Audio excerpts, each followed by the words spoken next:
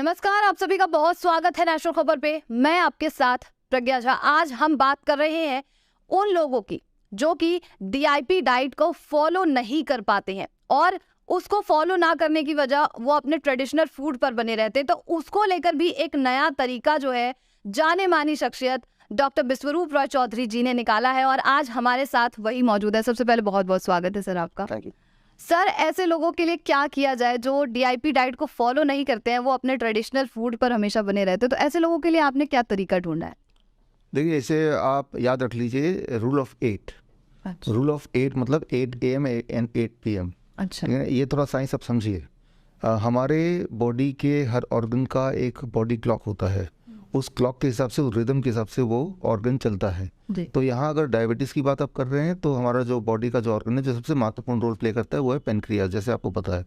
तो पेनक्रियास का एक बॉडी क्लॉक है, एक रिदम है। जैसे आपका हमारा रिदम है कि हम रात को से 11 से 6 बजे तक सोते हैं, तो वो हमारा रिदम है। सुबह ऑफिस में जाते हैं आप, वो एक रिदम है। मतलब एक आपका टाइम लाइन है कि 24 घंटे में आपने अलग अलग टाइम में अलग अलग काम करना है। ये पहले से सेट है और वो लगभग हम बिगाड़ते नहीं हैं।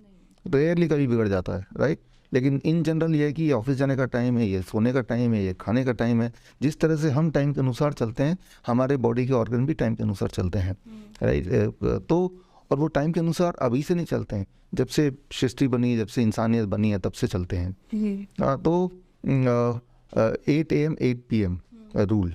8 AM मतलब आप इतना समझिए कि सुबह 8 बजे हमारा जो पेनक्रियास सबसे ज़्यादा एक्टिव होती है और रात के 8 बजे हमारा पेनक्रियास सोने चली जाती है।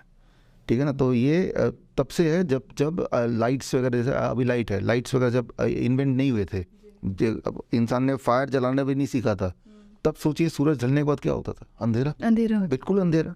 तो उस वक्त इंसान नहीं खाता था, लेकिन मोस्ट ऑफ द एनिमल नहीं खाते थे। तो यानी कि उस वक्त इंसान के सारे ऑर्गन सोने चले जाते थे क्योंकि वो इनएक्टिव स्टेट है। ये पक्का पता है कि पेनक्रियास को, स्टमक को अब खाना नहीं मिलने वाला, तो वो सोने के मोड में चले जाता था। तो उसका बॉडी क्लॉक इस तरह सेट है। वो सेटिंग जो है अब तक वैसे के वैसे ही है, पेनक्रियास की सेटिंग।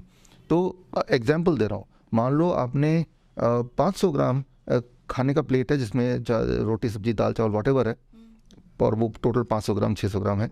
वो सुबह अगर 8 बजे खाएंगे तो 2 घंटे बाद ब्लड शुगर चेक करेंगे तो वो 140 है फॉर एग्जाम्पल mg/dL। वही वाला खाना, उतना ही खाना अगर रात के 8 बजे खाएंगे तो 2 घंटे बाद चेक करेंगे तो 200-220। आप समझिए, क्योंकि रात को अब जब खा रहे हैं, खा उतना ही क्वांटिटी रहे हैं, लेकिन आपका पेनक्रियास तब स्लीपिंग मोड में है, राइट। तो यानी कि स्लीपिंग मोड पे रहेगा तो उतना इंसुलिन नहीं प्रोड्यूस कर पाएगा और खाने को पचने में उतना टाइम ज़्यादा लगेगा और अब ब्लड शुगर बढ़ता है। तो टाइम इज़ एवरीथिंग। तो आपको क्या करना है कि 6 बजे के बाद कुछ नहीं खाई।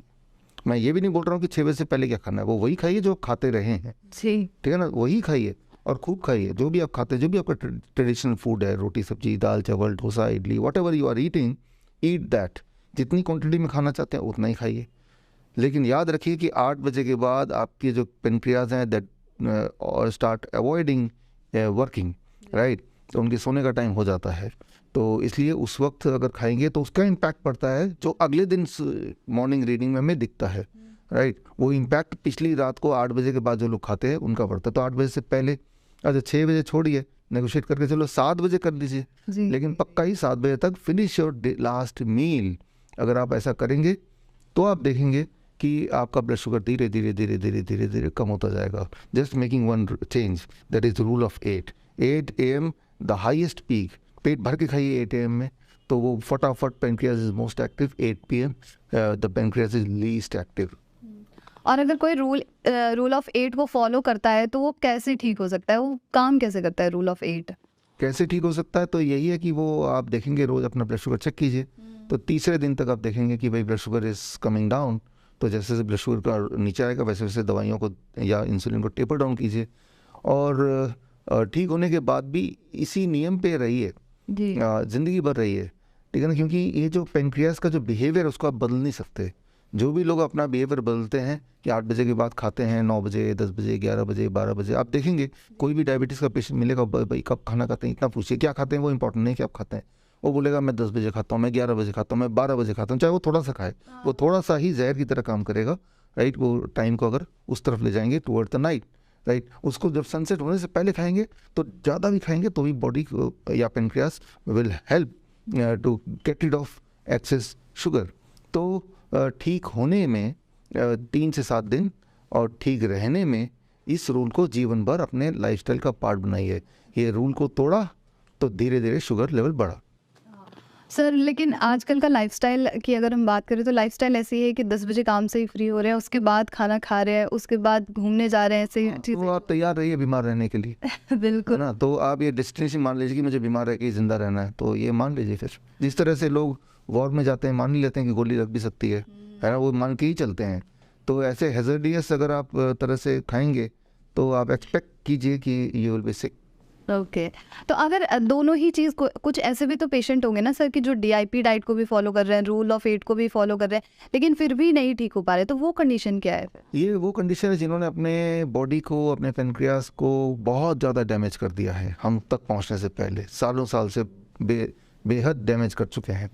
तो उनके लिए फिर ये दोनों नियम काफ़ी नहीं, उनके लिए और भी नियम आते हैं, जैसे पंचकर्मा है, हॉट वाटर इमर्शन है, ज़ीरो वोल्ट थेरेपी है, लिविंग वाटर है। तो ये कई सारे और प्रिंसिपल्स भी उन पे लगाना पड़ते हैं। तो ऐसे लोग जाहिर सी बात है सिर्फ वीडियो देख के घर बैठे ठीक नहीं हो सकते, बिकॉज वो टेक्निक्स के लिए वो सामान आपके पास नहीं है। तो ऐसे लोगों को हम बुलाते हैं अपने हॉस्पिटल में, हिम्स हॉस्पिटल में, और वो 3 दिन हमारे साथ रहते हैं। तो आप में से जो लोग मुझे सुन रहे हैं और इंटरेस्टेड हैं, सिर्फ डायबिटीज़ कॉन्टेक्स्ट में नहीं बोल रहा हूँ, डायबिटीज़ है, हार्ट डिजीज़ है, ब्लड प्रेशर है, कैंसर है, तो या आर्थराइटिस है, या जिनको नींद नहीं आती है, डिप्रेशन के पेशेंट हैं, तो 3 दिन का कैंप हम लगाते हैं। अगला कैंप हमारा है 17, 18, 19 of February, and that is in hymns Meerut, जो दिल्ली मेरठ रोड में, हिम्स NCR बोलते हैं हम इसको। और ये इंसिडेंटली एशिया का सबसे बड़ा इंटीग्रेटेड मेडिकल हॉस्पिटल भी है, 1000 बेड वाला। अभी हमने इसको इनॉग्रेट किया था, तब आप भी थे 1 तारीख को। और यहाँ पे 17, 18, 19 मैं हूँगा, मेरी पूरी मेडिकल टीम होगी आपके लिए। और आज अगर आप इसमें एडमिशन लेना चाहते हैं, अगर आप पार्टिसिपेट करना चाहते हैं, तो www.bishwarup.com/72HRS hours, इसमें ये लिंक है। इस लिंक में जाके आप एक फॉर्म भर देंगे, अपनी मेडिकल हिस्ट्री भर देंगे। वो हिस्ट्री देख के हम ये देखेंगे कि क्या हम आपकी मदद कर सकते हैं। वो 3 दिन आपके लिए फ़ायदेमंद रहेगा। तो अगर तो हाँ, तो हम आपको फिर एडमिशन के लिए जगह देंगे। और 3 दिन के बाद एक किट भी देंगे आपको, एक ऐसा किट जो आपने यहाँ पे किया और बहुत महत्वपूर्ण है, वो घर जाके आप कुछ हद तक कर सके, कुछ हद तक कर सके। तो ना केवल हमें ठीक करना है, हमें ठीक रहना भी है। बिल्कुल। तो सबसे आसान फास्टेस्ट तरीका है कि हमारे कैंप में आके आप सीख के जाएं, और जब आएँ तो कोशिश करें कि आपका कोई ना कोई पार्टनर, आपकी वाइफ, आपका हस्बैंड या आपका बच्चा जो भी साथ में रहे, ताकि सीखने में उनको मदद करे। It is a training also come cure strategy, right. ये ट्रेनिंग भी है, क्योर स्ट्रेटजी भी है। तो इसमें आप बहुत सारे लोगों से अलग अलग बीमारियों के मिलेंगे, तो आपको बहुत सारी चीज़ें पता चलेंगी। ये कोई ज़रूरी नहीं कि अगर आप बीमार हैं, पिछले 20 साल से दवाइयों पे हैं, तो अगले 20 साल तक दवाइयों पे रहेंगे। ये आपका डिसीजन है। If you want to get rid of all this, it is possible, right. तो पॉसिबल उसका एक आसान तरीका हमने निकाला। हमारे कैंप होते हैं, हर 2 हफ्ते में होते हैं, लेकिन अब एक मेजर कैंप है, और सबसे अच्छी बात है, इंपॉर्टेंट बात है कि इस कैंप में मैं खुद 3 दिन रहूँगा आपके साथ।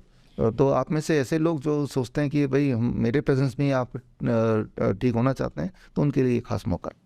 सर आपका प्रेजेंस तो लोगों के लिए बहुत ज़्यादा इम्पॉर्टेंट रखेगा ही। लास्ट सवाल मेरा आपसे होगा, जैसे हम रूल ऑफ 8 की बात कर रहे हैं या फिर DIP डाइट की बात करें, तो परसेंटेज ऑफ पेशेंट जो इम्प्रूव हुए हैं अभी तक, वो कुछ आप बता सकते हैं? क्योंकि जो व्यूअर्स हैं वो इस पर ज़्यादा बिलीव करेंगे।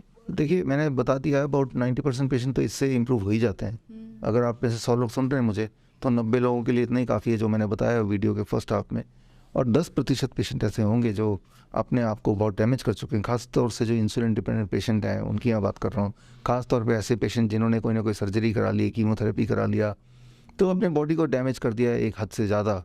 तो वो लोग 10% होते हैं जो जैसे बायोप्सी है, ये एक डैमेजिंग प्रोसेस है, राइट। तो इज़ इन्वेजिव डायग्नोस्टिक्स जिन्होंने कराया, या फिर मान लो ऐसे लोग जो एंजियोप्लास्टी करा लेते हैं, एंजियोग्राफी करा लेते हैं। Angiography is a diagnostic process, लेकिन उनको पता नहीं कि angiography itself causes lot of internal damage, right. तो ऐसे में लोग कई बार पूरी तरह से ठीक नहीं हो पाते, क्योंकि उन्होंने अपने अंदर के जो इंटरनल तार हैं एक तरह से उसको काट दिया, डिस्कनेक्ट कर दिया। तो चाहे वहाँ से कितनी अच्छी करंट आए, वो डिस्कनेक्शन जब तक है तब तक वो ठीक नहीं हो सकते। तब उनको ये जो सारी और जो टूल्स हमारे, चाहे पंचकर्मा है, हॉट वाटर इमर्शन है, तो उनको ये ज़रूरत पड़ती है। तो बहुत बहुत शुक्रिया सर, मेरे सवालों का जवाब देने के लिए, हमारे व्यूअर्स के सवालों का जवाब देने के लिए बहुत बहुत शुक्रिया। Thank you. मुझे आशा है कि आपको सारी चीज़ें समझ में आई होंगी, और 17, 18 और 19 फरवरी जो ये एक इवेंट होने वाला है, जो पूरा कैंप लगने वाला है, उसके लिए ज़रूर रजिस्ट्रेशन कराएं। बाकी तब तक के लिए नेशनल खबर के साथ बने रहिए।